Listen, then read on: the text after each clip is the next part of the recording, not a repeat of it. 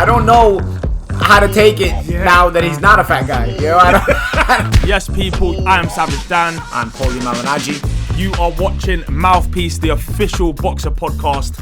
Andy Ruiz Jr., who's going to be fighting Chris Arreola on the 24th of April. I looked at his Instagram post, and I haven't seen him in such good shape ever, I don't think. He looked incredible, Andy Ruiz. No, I know. I don't know. Anytime we're used to seeing somebody have success as a fat guy, though, while it is that rare, I don't know how to take it now that he's not a fat guy. You know, I don't know if that's better or worse. You know, for life in general, not being a fat guy is probably healthier. It's probably good.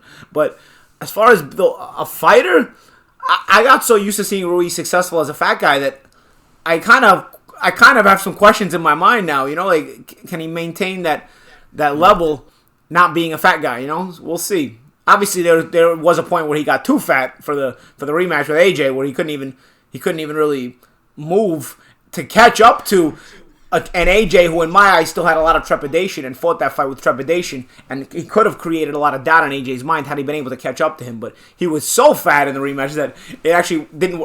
He went too far the other way. So I don't know if him going too far one way and now him going too far the other way is the answer. But I'm curious to see if it is. Like I said, for life, it's different. Not being obese for life is a good thing. We'll see if it's a good thing in boxing for it's Ruiz different as well. When you're fat and you're slow and you can't move, it's one thing. But when you're fat and you've got fast hands, and sorry, Andy, for calling you fat, I should be calling you something. If you're larger than life, and you're you've got fast hands and you're fit, that's what I'm saying. You know, there was a target weight. There was like a target larger than life fat weight for Andy where he was good. You know, and when he was at that weight, even though he was fat, I mean, he was still good. He was performing. He was getting results. Then came the AJ fight where he got too large. He came in too heavy. And obviously there's a point where even a fat guy can't be too fat and then still have success. But my question is, and maybe we're just making a bigger deal of this than we should. We'll find out when he fights. But my question is losing all of that, is doing this weight training, doing all this, is it going to take away from the speed and some of the other things that you were able to put into your fat style? Is that going to take away from you as a fighter? Is that going to take away qualities and not defects? That's my curiosity about this, and we'll find out. I mean, he's teamed up with the Canelo camp, Garcia as well. Seems like they have a winning strategy over there. So it looks like they're doing things that are going to be adding to his game.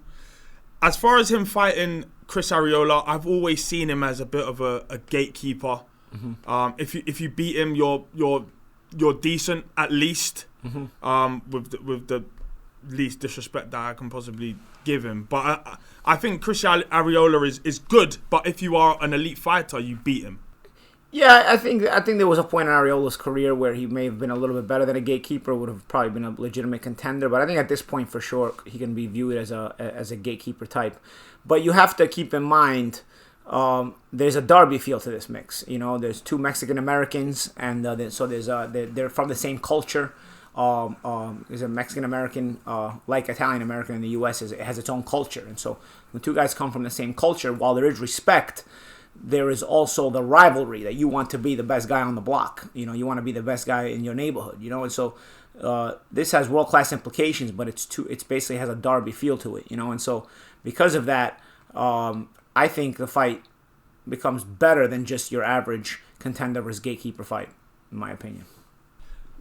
Providing we see a good Andy Ruiz, where do you rank him? Where do we think he ranks? You know, for a long time it almost seemed like there was the top three in the heavyweight division, and then after that there was kind of everyone else. Yeah, I wouldn't put him in the top three just off of a win. But I will say that Ruiz didn't just come out of nowhere either. I thought Ruiz was a solid top 10, top 15 guy even before he beat AJ. You know, for a lot of people he came out of nowhere because they didn't know him, but he was already beating pretty decent gatekeeper types already before that. I mean, he beat Alexander Dimitrenko right before he beat AJ. You know, Dimitrenko is not exactly, a gimme cupcake. You know, he might be a gatekeeper type, but he isn't exactly a gimme cupcake. And he beat Dimitrenko about 6 weeks before he beat AJ. So I always felt good about Ruiz's standing in the heavyweight division.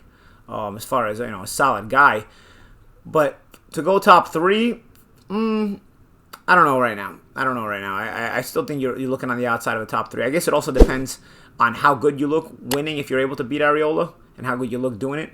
And that will give us a better idea of where he belongs or doesn't belong.